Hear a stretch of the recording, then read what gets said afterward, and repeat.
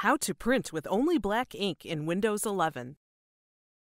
If you want to print documents with black ink to reduce the use of color ink, you can adjust the print settings to print in black ink only.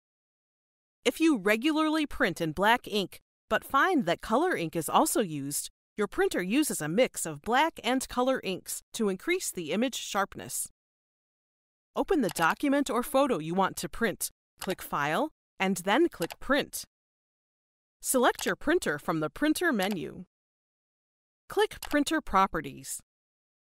On the Paper/Quality tab, select the drop-down menu under Print in Grayscale. From here, select either High Quality Grayscale or Black Ink only. The High Quality Grayscale option uses color ink and black to print higher quality black and white prints, while the Black Ink only option uses the black ink cartridge only. Once you have made your selection, click OK.